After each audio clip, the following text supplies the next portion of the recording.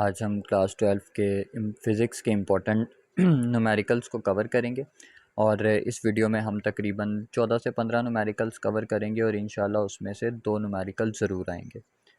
जैसा कि उर्दू के गेस्ट पेपर में भी हमने जो वीडियो बनाई थी उसमें हमने 8 मज़ामीन कवर किए थे और पंजाब बोर्ड के तमाम एग्ज़ाम्स में वही 8 मज़ामीन आए और इंशाल्लाह मुझे उम्मीद है कि ये जो हम न्यूमेरिकल्स कवर करेंगे ये भी ज़रूर पेपर में आएंगे। सबसे पहले उसने हमें क्या दिया, हमें उसने एक आयरन वायर की 0 डिग्री सेंटीग्रेड पे रेजिस्टेंस दे दी और उसने कहा 500 डिग्री सेंटीग्रेड पे रेजिस्टेंस निकाल के बताओ, जबकि साथ हमें टेम्परेचर कॉफिशेंट भी दिया हुआ है। तो हम क्या करेंगे, पहला टेम्परेचर दिया 0 डिग्री सेंटीग्रेड, दूसरा टेम्परेचर है 500 डिग्री सेंटीग्रेड। दोनों टेम्परेचर्स को मैंने केल्विन में बदला 273 प्लस करवा के और चेंज इन टेम्परेचर कैलकुलेट करवा लिया। उसके बाद उसने साथ मुझे टेम्परेचर कॉफिशेंट भी दिया हुआ है, तो टेम्परेचर कॉफिशेंट की वैल्यू है 5.2 इंटू 10⁻³ पर केल्विन, तो वो मैंने यहाँ पे लिख दी।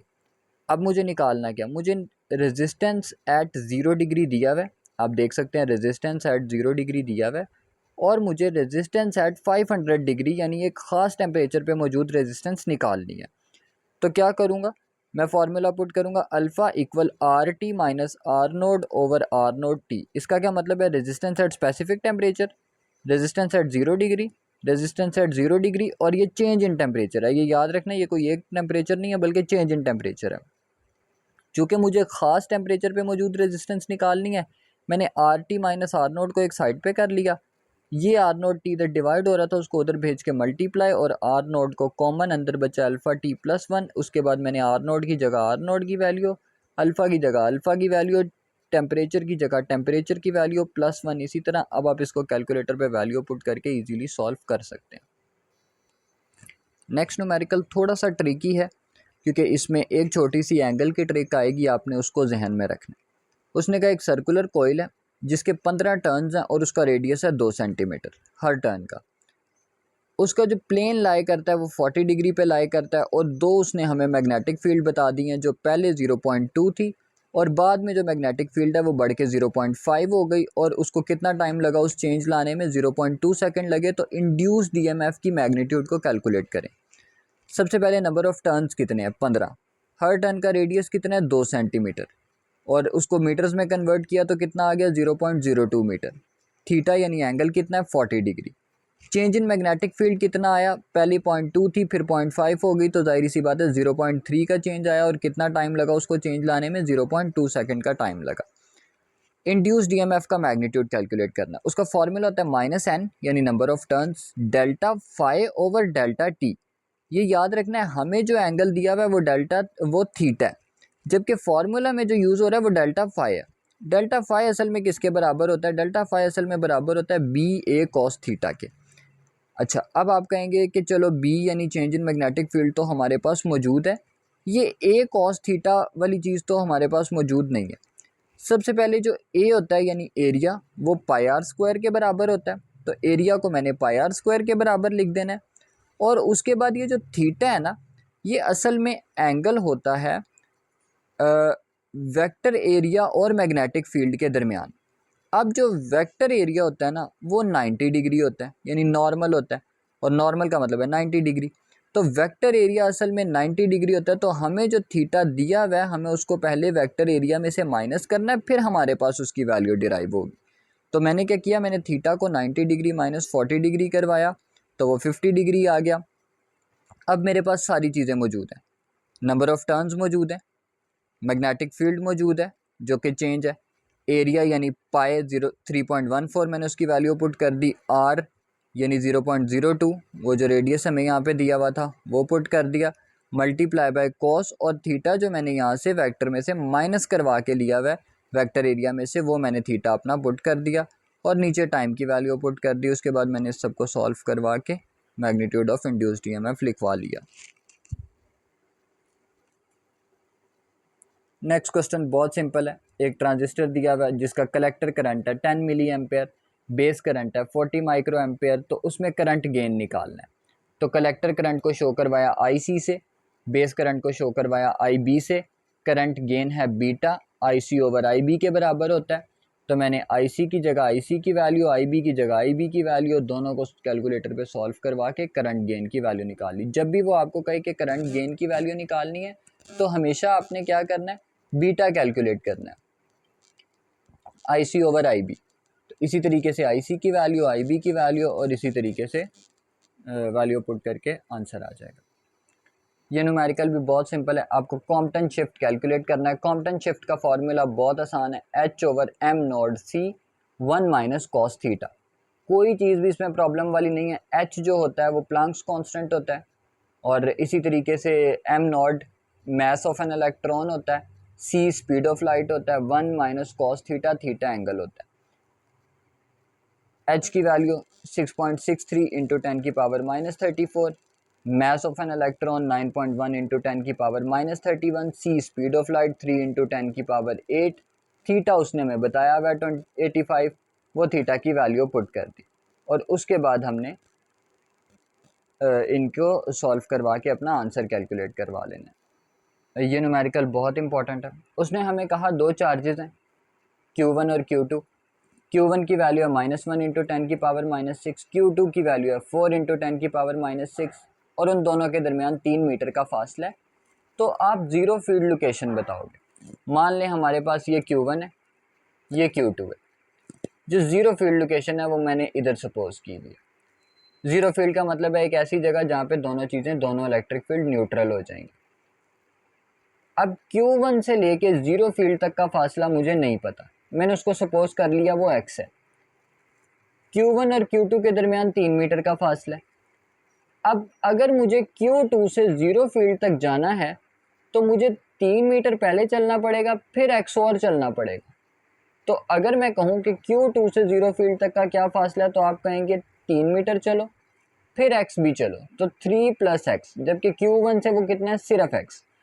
तो मैं वैल्यूज़ कैसे पुट करूँगा, Q1 से x और Q2 से x प्लस 3। ये उन दोनों का फासला मुझे पता चल गया, दोनों चार्जेस मुझे पता चल गए। उसके बाद जीरो फील्ड के लिए क्या कंडीशन है कि दोनों इलेक्ट्रिक फील्ड्स बराबर होंगी। मैंने फार्मूला पुट किया, k Q1 over R square, k Q2 over R square, और Q1 में मैंने Q1 की वैल्यू पुट कर दी। अच्छा, अब आप ये सोचेंगे कि ये -1 था, अब इधर आके प्लस कैसे हो गया।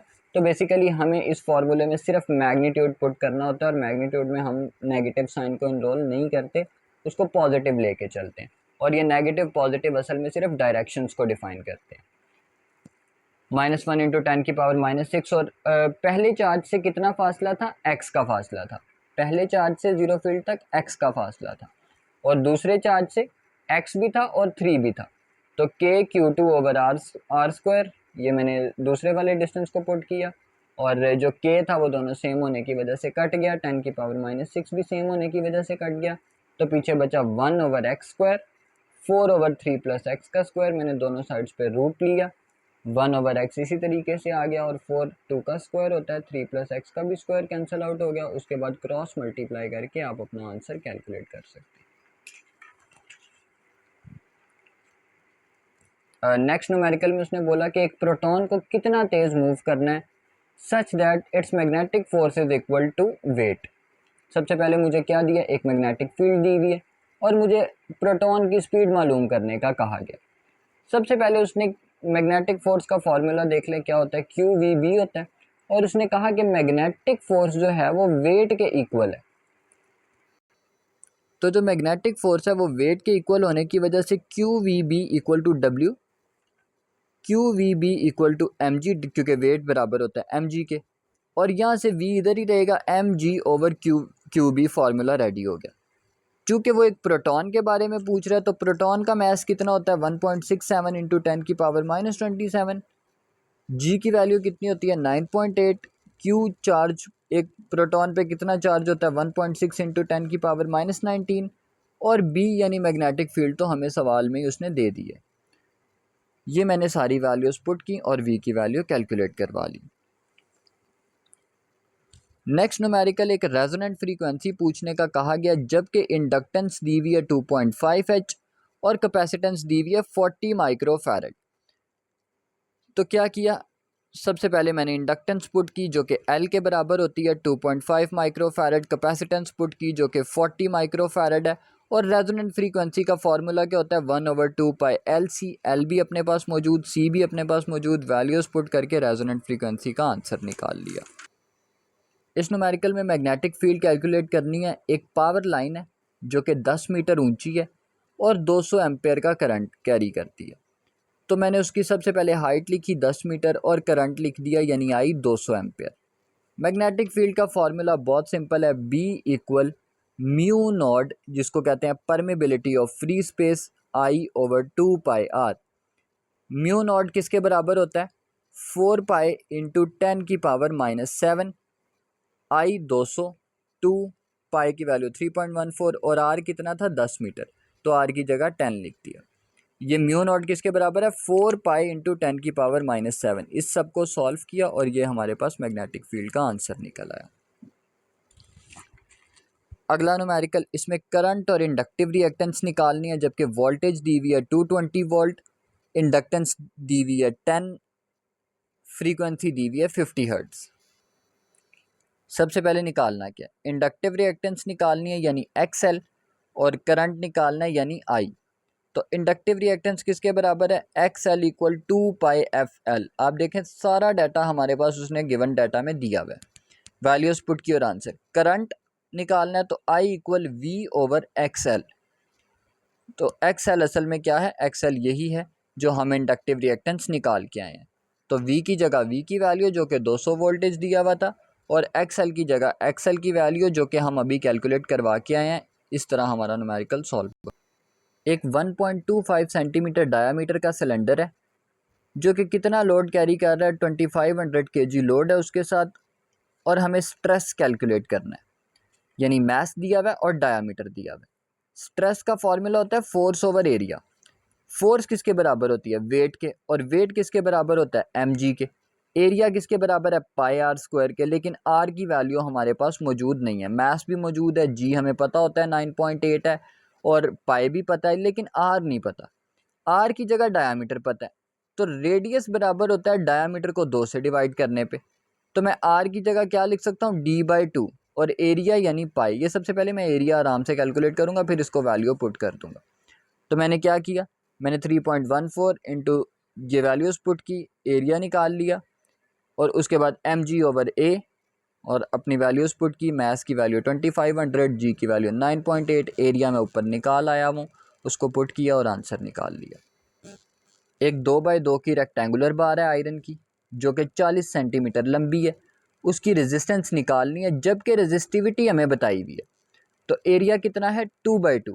2/2 का मतलब है 2 इंटू 2 4 सेंटीमीटर स्क्वायर। सेंटी की जगह मैं वैल्यू पुट की 10 की पावर -2, चूँकि उसके ऊपर ये स्क्वायर था तो वो -2 किसके बराबर हो गया -4 के।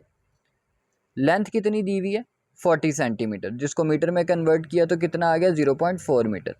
रेजिस्टिविटी कितनी दी हुई है 11 इंटू 10 की पावर -8 और रेजिस्टेंस कैलकुलेट करनी है। फॉर्मूला है रो L/A। L यानी लेंथ, A यानी एरिया और रो यानी रेजिस्टिविटी। सारी चीज़ें मौजूद हैं, आप वैल्यूज़ पुट करके आंसर निकाल लें। अब इसके जो रिमेनिंग न्यूमेरिकल्स हैं वो हम पार्ट 2 में कवर करेंगे, तो तब तक के लिए आप इनकी प्रैक्टिस कीजिए, फिर इसके बाद पार्ट 2 रेडी करेंगे और इंशाल्लाह पार्ट 2 पूरी कोशिश होगी कि तकरीबन 12 बजे तक अपलोड कर दें।